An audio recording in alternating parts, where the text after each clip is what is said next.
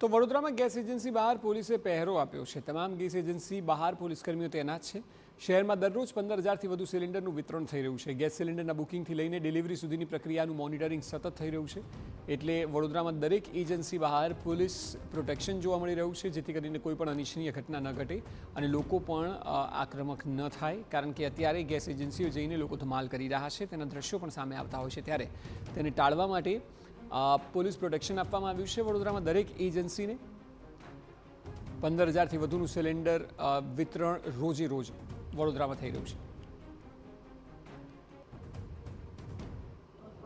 ખાડીના દેશોમાં જે પ્રકારની પરિસ્થિતિ છે તેની વચ્ચે દેશની અંદર જે રીતે એલપીજીના સિલિન્ડરની કમી વર્તાઈ રહી છે, આ કમીના કારણે લોકોને લાઈનોમાં ઊભા રહેવાનો ફરી એક વખત વારો આવ્યો છે। આ સમગ્ર લાઈનોમાં ઊભા રહેતી વખતે બોટલની અછત જે રીતે સર્જાઈ છે, લોકો કોઈપણ પ્રકારની મુશ્કેલીનો સામનો ના કરે તેના માટે હવે ગેસની બોટલ સાથે કોઈપણ પ્રકારની છેડખાની ના થાય તેના માટે હવેથી વડોદરા પોલીસ ગેસ એજન્સીની બહાર પહેરો આપી રહી છે। વડોદરા પોલીસ દ્વારા ગેસ એજન્સી અને ગેસ વિતરણ પર બાજ નજર રાખવામાં આવી રહી છે કે કોઈપણ પ્રકારની ગેરરીતિ ના થાય, જેના કારણે જે ગ્રાહકો ગેસની બોટલ નોંધાવવા માટે આવે છે તેઓએ કોઈપણ પ્રકારની મુશ્કેલીનો સામનો ના કરવો પડે। આમ તો વડોદરા શહેરમાં દરરોજના 15,000થી વધારે ગેસની બોટલનું વિતરણ કરવામાં આવે છે, તેમ છતાં જે પ્રકારની પરિસ્થિતિ છે જેના કારણે લોકોને મુશ્કેલીનો સામનો કરવો પડી રહ્યો છે। કેટલાક લોકો જે વાત કરીશું, આપ અહીંયા આગળ આવ્યા છો, હવે તો પોલીસની મદદ પણ આપને મળી રહી છે, શું પરિસ્થિતિ છે અને કેવી રીતે આપ કામગીરી? એમને શું કહેવાનું, કોઈ મતલબનું નહીં। આ લોકો એવું કે એક દિવસ હવે આપણા ઘરમાં ચૂલો ચોપતો ના હોય, પછી શું કહેવાનું, બાટા લઈ ના મળે હોય પછી એવું મતલબનું, બરાબર છે, ઘરમાં રાંધવાનું ના મળે મતલબનું। બિલકુલ, તો જે પ્રકારની પરિસ્થિતિ છે કે ઘણી બધી વખત લોકોએ લાઈનમાં ઊભા રહેવું પડે અને પોતાની પરિસ્થિતિનો સામનો કરવો પડે તે પ્રકારની પરિસ્થિતિ છે। એક ગર્ભવતી મહિલા પણ કે જેઓએ આ લાઈનમાં ઊભા રહેવું પડ્યું છે।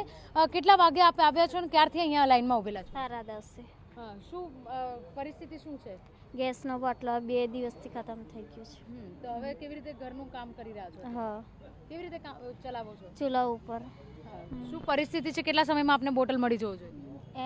અમને તો આજે દઈને મળી જાઓ, અમારે તો સોસાયટી છે એટલે સોસાયટીમાં ચૂલો ના હરગવાય।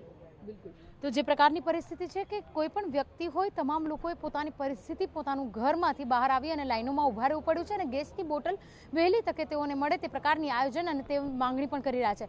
બીજી તરફ હવે ગેસની જે બોટલ છે તેને વિતરણ પર કોઈપણ પ્રકારની ગેરરીતિ ના થાય તેના માટે વડોદરા પોલીસ અને મહેસૂલ વિભાગ બંને દ્વારા બાજ નજર રાખવામાં આવી રહી છે જે જો કોઈપણ પ્રકારની ગેરરીતિ થશે તો છેલ્લા 2 દિવસની અંદર 2 એજન્સીઓમાંથી જે કાળાબજારી કરતા ગેસના બોટલના સિલિન્ડરો જપ્ત પણ કરાયા છે। ત્યારે તમામની વચ્ચે વડોદરા શહેરના નાગરિકોને વહેલી તકે ગેસની બોટલ મળી રહે તે પ્રકારનું આયોજન પણ કરવામાં આવી રહ્યું છે। કેમેરા પર્સન રોહિત ગોયલ સાથે અંજલિ ઓઝા, TV9 વડોદરા।